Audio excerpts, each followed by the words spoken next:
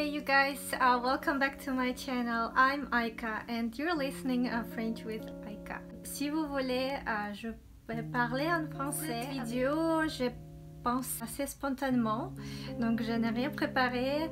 Je voulais juste vous parler de la situation actuelle et surtout partager que deux de mes amis proches ont eu le Covid. Donc triste quoi, c'est triste parce que la maladie est très contagieuse et la lutte contre le virus n'est pas terminée encore. En Europe, la France est le leader. Tu vois, il y a beaucoup de gens touchés qui sont en train de se soigner. Il y a une personne qui tousse beaucoup, mais il n'a pas perdu le goût ou l'odorat. Il y a une autre copine, elle a perdu l'odorat mais pas le goût. Et tous les deux, ils ont de la température qui monte et qui descend, et souvent la température haute aussi, donc ils se sentent très faibles. Il y a un autre couple, ils n'ont pas eu beaucoup de soucis avec la haute température. C'était assez stable, mais comme ils sont plus âgés, ils ont 60 ans, ils se sentent quand même aussi très faibles et malades. En tout cas, pendant 7 jours en France, tu peux prendre le congé maladie, et au bout d'une semaine, ils disent que tu es guéri, que le virus est parti et du coup tu peux retourner au travail. Donc voilà, il y a des mauvaises nouvelles aussi. Deux de mes amis ont perdu leur emploi malheureusement, et deux ils sont à Genève. Dans une grande organisation humanitaire. Une elle a travaillé là-bas 15 ans je crois, ou 10 ans, quelque chose comme ça, mais en tout cas très longtemps. Et à cause du plan social, il y a 100 emplois qui ont été supprimés, et elle a perdu malheureusement aussi son emploi. Donc elle est en train de chercher une autre. Elle a 3 mois pour trouver un autre emploi, et une autre personne a aussi perdu son emploi malheureusement à cause du Covid. Donc c'est vraiment le temps difficile. On ne sait pas si ça va se terminer l'année prochaine ou l'année d'après. Dites-moi ce que vous en pensez. Laissez-moi des commentaires si vous pensez que le Covid va se terminer en 2021 ou vous pensez plutôt en 2022. Moi perso, je pense qu'il faut encore patienter pas mal de temps malheureusement. Je ne sais pas si il faut que chacun soit malade pour que cette maladie soit partie, mais en tout cas c'est une maladie très très contagieuse, et il faut respecter les règles à distance, laver les mains, porter les masques. Dites-moi comment vous vivez cette période de confinement, deuxième confinement, donc parce que nous sommes reconfinés en France. À Genève, c'est un semi-confinement partiel, mais la plupart des boutiques, magasins, restaurants sont aussi fermés, mais ils n'ont pas cette restriction de sortir 1 heure par jour dans un rayon de 1 km. Donc chez nous, c'est encore plus strict.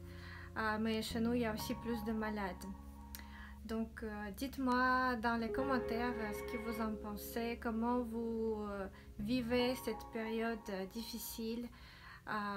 Moi perso, comme je travaille à la maison, rien n'a changé, je continue à donner mes cours en ligne, mais je sens un peu que ma liberté est restreinte. Je peux pas sortir me promener où je veux et pour une période de temps que je veux, parce qu'il faut respecter les règles, sinon il y a une amende. Toujours je suis en train de remplir l'attestation dérogatoire quand je descends dans l'ascenseur ou juste avant de sortir. Du coup au niveau du travail, il n'y avait pas eu de gros changements. Et au niveau de tout ce qui est la vie sociale, malheureusement il n'y a plus de vie sociale. on ne voit plus personne, on ne peut pas aller chez des amis, c'est interdit. Donc on reste chez nous. Je pense que le plus difficile c'est pour des personnes seules, surtout à Paris. Moi je n'aurais pas aimé rester seule à Paris, mais si vous avez de la famille, vaut mieux peut-être aller chez la famille, à la campagne, pour être proche de la nature, pour votre santé mentale, si vous avez cette possibilité. Sinon moi j'essaie de me promener dans un parc pendant 1 heure.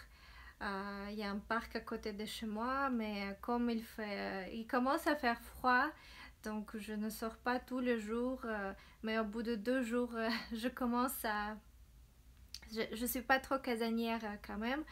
J'aime sortir, me promener, voir des amis. Et là, pour moi, c'est une période aussi difficile.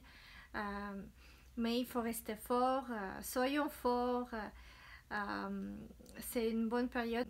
Apprendre une nouvelle langue ou apprendre quelque chose de nouveau, une nouvelle formation, commencer à faire du sport ou je sais pas moi, des nouvelles habitudes. C'est un bon temps pour faire ce qu'on a toujours voulu faire, mais on n'a jamais eu le temps. Mais je sais que c'est pas comme ça pour tout le monde. Il y en a qui vont encore au travail, qui se déplacent pour aller au bureau. Sauf que le soir il faut rentrer à la maison et on ne peut plus aller comme avant au resto ou ailleurs, mais en tout cas c'est très nécessaire pour cette période-là. Ensemble nous allons combattre cette maladie mondiale. Je sais que l'économie souffre beaucoup. Beaucoup d'entreprises, des petites moyennes entreprises ont dû se fermer parce qu'il n'y a plus de clients, surtout dans le secteur du tourisme, l'hôtellerie. Les petits commerces en souffrent énormément, mais heureusement l'État nous aide. Il y a le chômage partiel, il y a des aides de l'État. Donc on n'est pas quand même dans un pays, il y a pire quoi.